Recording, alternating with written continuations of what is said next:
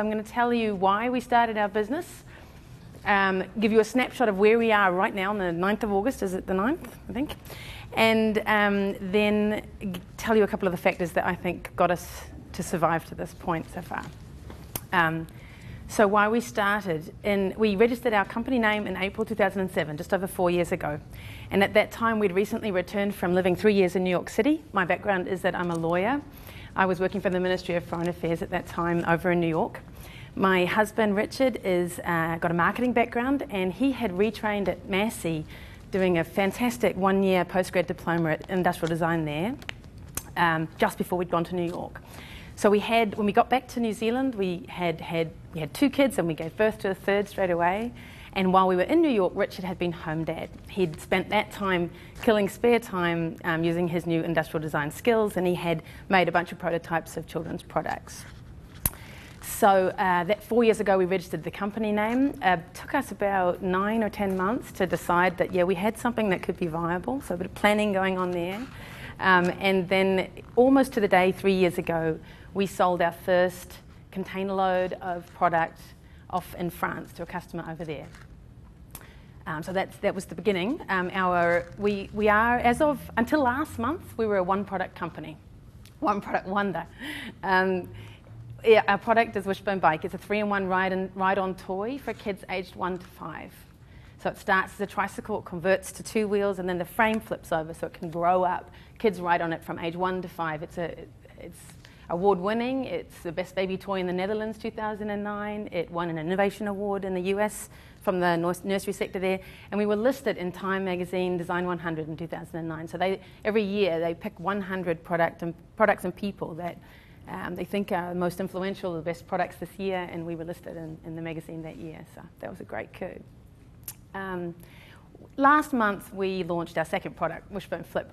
Same age range, same idea, ride-on toy, more for indoor use, so slight difference. It's a rocking toy, converts into a rolling toy that you can also push and ride on, so it's also a 3-in-1. They're both 3-in-1 products. What we discovered shortly after starting the business was actually, the hard work here is in building the channel to market. Once we've got the channel, keep building the same. So we had all sorts of ideas of what our second product was going to be, but actually, let's make something that goes right down that same channel. So 2 products as of 1 month. I'm going to keep getting on my snapshot here. Those 2 products sell into 36 countries worldwide on 4 continents. So Australasia, North America, Europe, and Asia we're in. We're currently in negotiation today with 2 more countries, Israel and Japan. We have discussions going on right now with 2 major European retailers. One is John Lewis in the UK, and the other is Eureka Kids. They have 100 toy stores across Spain, France, Italy, Portugal. So this is my snapshot. These type of negotiations are going on all the time for us. Some of them work out, some of them don't work out. Some of them work out and then fizzle away. We've got one fantastic chain in France that we're the dominant balance bike brand in France now, thanks to a really strong relationship with a retail chain in France. So we manufacture from 2 factories in China. We have one in the north near Shanghai and one in the south near Shenzhen. We have 2 factories to spread our risk. We have trouble all the time in both factories. One makes slightly better stuff than the other, so we're gradually moving our production to the better one. But manufacturing in Asia is fraught with difficulty. It's been by far and away the biggest thorn in our side since we started. But it also enables our product to get on the market at a purchasable price point. Richard, as of right today, he is entering his 3rd week of his 3rd trip to China this year. So we spend a lot of time offshore. I don't get to go to China very much. That's because I get to go to North America and Europe all the time. So in February, I was in New York at the New York Toy Fair. In June, I was in LA at the Toy Fair there. In September, I'm going to Cologne to the International Baby Show. That trip, I'll go to Madrid, Paris, London, Amsterdam, the Black Forest in Germany, to visit major customers over there. So there's a lot of travel involved in what we're doing. We have, when on the European trip, I'll also visit Rotterdam, which is where we have a warehouse in Europe. So we have 4 warehouses globally, Rotterdam, New Jersey, Melbourne, and Wellington. So we supply from those locations and also straight out of China. So there's 6 supply locations, and we supply then a network of distributors and retailers in those 36 countries where we sell. Last year, so our financial year ends at the end of March each year, and so March just gone was the end of our 3rd year.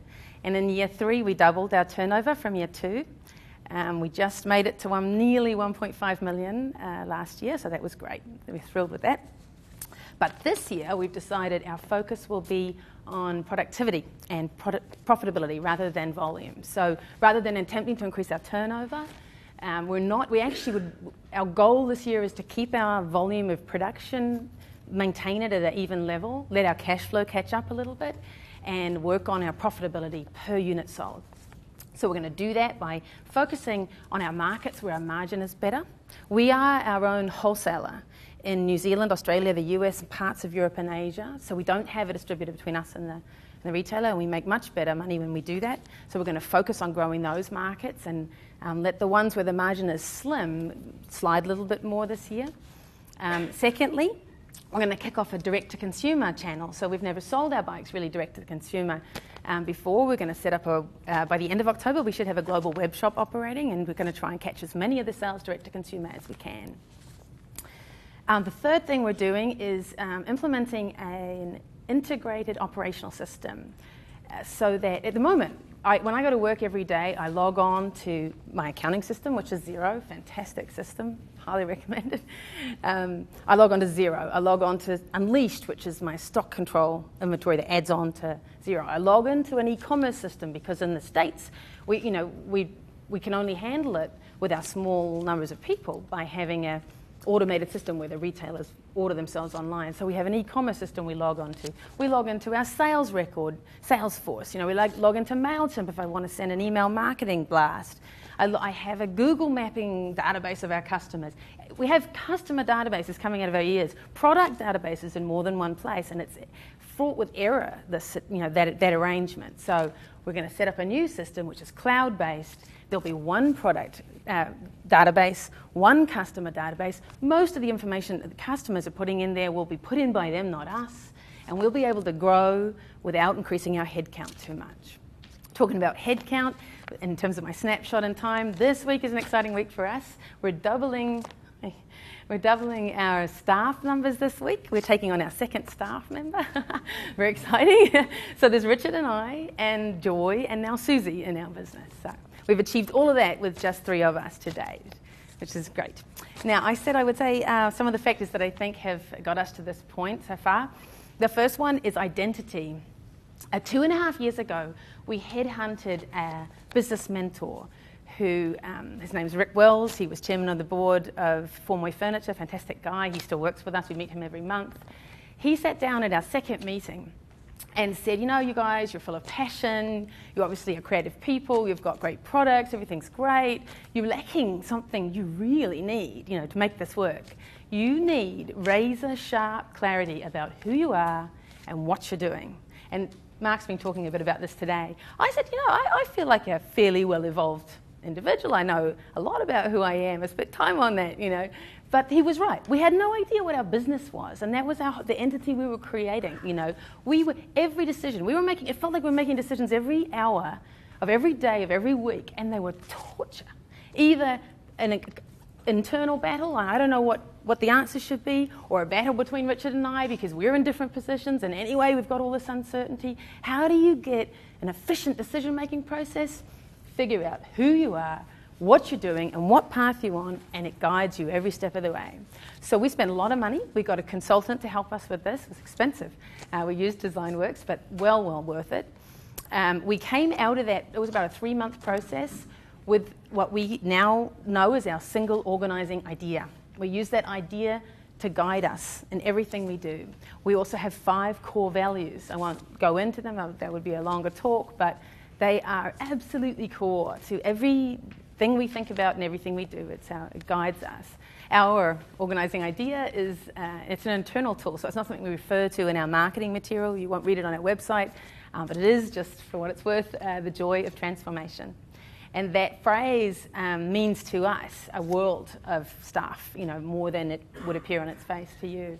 talks about the way we want to operate internally with our staff, the product development values that we apply, the partners we're after, what we want to do in the long run with our business, everything. Fantastic. So identity is really key, I think. The second one is action. So I think Richard and I are both very practical people. We're doers. You know, we get on and do something. We're not heavy planners. I think there's some of the folks from Go Wellington who know us a little better might think that we're a terribly under-planned company. We've certainly made a lot of mistakes. But if there's one thing I would recommend if you're starting a new business is to begin taking action before you've finished planning. Because if you wait until you've finished planning, it'll be too late. You know, you don't ever finish planning. That's not going to happen. You've got to get started. And inherent in that philosophy is that you will make error. We've made giant errors. But the thing about making a mistake is, in my mind, that opens up opportunity. So it's only when you have to problem solve that you unlock your creative thinking capacity. You know, that's the point in time when you start thinking differently and say, hey, this is something that's going to be my point of difference. I've figured out every time I come across a problem, okay, here's my opportunity. What is it? And the example I'll give you, when we kicked off, we found our manufacturer in China and we had established that our products should be placed in a premium market position. So we wanted to have a high price point that we actually we are now the most expensive balance bike on the market. And we were very clear that's what we wanted, so we're going to need high quality product. At the same time, we have a strong sustainability ethic. So we wanted to have we want a no plastic packaging. We're carbon, actually, just to let you all know, we recently became carbon zero certified. It's very exciting. But one of our policies around sustainability was waste minimization. Okay, so we've got a premium quality product. We're going to minimize our waste. Second trip to China, Richard's over there. He gives me a call and says, you know, Jen, you won't believe this. Look at this iPhone photo. You know, he sends me a little picture. There is a mountain of wooden Wishbone bike frames sitting out the back door of the factory waiting to go into the incinerator. Like, seriously, it would have been 1,000, like a lot, you know, hundreds of thousands of retail dollars worth of product. And I'm like, what's going on? And he said, okay, our product's made from plywood, and when you make plywood, they peel a log and attach it together in panels, and they're cutting using a CNC, computer-aided cutting machine, cutting our frames out of these panels, and of course every fourth frame is landing on a join. The joins in China are gorgeous, they are. You wouldn't feel it, it's a beautiful join, but just still you can sometimes see the difference between the dark wood and the light wood. So when they cut a frame out of there, that one has to be thrown out, and basically a quarter of what they were making for us was becoming rubbish. Now, your instinctive reaction when Richard phoned me and sent me this photo was, oh my God, how do we cover this up? Someone's going to know, that this ego company has actually got all this waste. Someone's going to find out. Then he comes back to New Zealand, and we said to each other, we had a little meeting about it, and we said, let's set ourselves the challenge that we're going to find a way to sell our waste for more than we sell our good product. In fact, I said that to Rich, and he said, yeah, whatever. He says that a lot to me. But I said, no, come on, let's sit down at the table and say, this is waste, let's sell it for more than our good product. And within 5 minutes, we had the solution. They're fantastic. Every year now, we engage an artist around this time, actually in June most years. We find someone whose illustration we like, and we give them a communication message, something we want to preach about, and say, design an illustration livery for our product, and we'll call it a limited edition, And these limited editions sell, in the States, they sell for $250 US per unit. So the first one, it was an image of a critically endangered giant snail from Northland. The second one is contemporary Māori design. It talks about whānau and the importance of family relationships, diversity, communication and community, that sort of stuff. The third one, it's the International Year of Forests this year, 2011. So our 2011 bike, we wanted to grow in Australia because we're doing nothing over there. There's only 3 people. How can we, get some more sales? So we said, oh, well, there's this interesting story about a pine tree that lived with the dinosaurs and has been extinct for 2 million years. And only a few years ago, some guy sailing out of Sydney found a stand of them, 50 of them living. So we've highlighted this Wollemi pine tree and the 3 indigenous creatures that live in that area on this bike. The Germans love it. This year we're doing our apple a day bike. So it's going to say, kids, families, feed your children healthy, keep the active lifestyles, a whole bunch of, we back all this stuff up on the website. People spend lots of minutes on our website. If you look on Google Analytics, we're somewhere around the 7-minute mark for visitors to our website, which is just a fantastic outcome. So our apple a day bike, actually, that we were hoping that Jamie Oliver, who has a son turning 1 in September called Buddy Bear. Well, anything Buddy Bear does gets in the newspaper because he's got a crazy name, So we're hoping that Jamie Oliver will get his son riding a bike, and that'll go on YouTube, and that'll kick off the UK market for us. So my point is, that was a mistake. We set this up. We're taking action. We haven't thought it through particularly well. Oh my God, we've got this giant pile of waste. Here's an opportunity. Turns into the best thing we've ever done. We get PR every year of the new story of this bike. Nobody's sick of the Wishbone story because there's always a new story every year. It's really, it unlocked our creative thinking. I talked about identity, action, team is really important. So it's become evident to me that when people assess your business, they're looking at your product, but they're mainly looking at you. It's mainly about who you are. Your product needs to be great, but you need to be amazing, and the people that you work with need to be amazing. And what we discovered early on is that it's important to know what you're good at, but it's more important to know what your gaps are. And I would recommend making a list of the skills you need, the functionalities that need to be performed that you either didn't have time for, you don't have experience in that area of skills, and then literally try to put a name next to each one of those things on your page, because that's how you build your team. And when you put those names down, shoot high. Go for the best in New Zealand. When I talked earlier about our business mentor, Rick Wells, he's a fantastic guy. He's on the boards of all NZT. He's the business. And I rang him up one day and said, we're this business, and we just started, and we're definitely needing some help. He was excited to get involved because of who we are, and he could see here's some commitment. So then he turns into all the network contacts for us. Team is everything. Our team, 4 people, but actually we have web designers, graphic designers, PR consultants, our factories, our distributors, our retailers, our bank. Our bank is a big member of our team. Our mentors, talked about Rick, but also our friends, so at our peer level. Friends, people that I've met that are starting businesses are so valuable to me. I cut corners all the time because we share answers with each other. One thing that I heard someone say at one of these type of sessions a couple of years ago was that it's easy when you've got a bright idea to not want to tell people about it because, someone might steal it. Well, actually, the 1,000 times worth of more value I get from telling everyone all my ideas is worth hands down more than hanging on to it myself.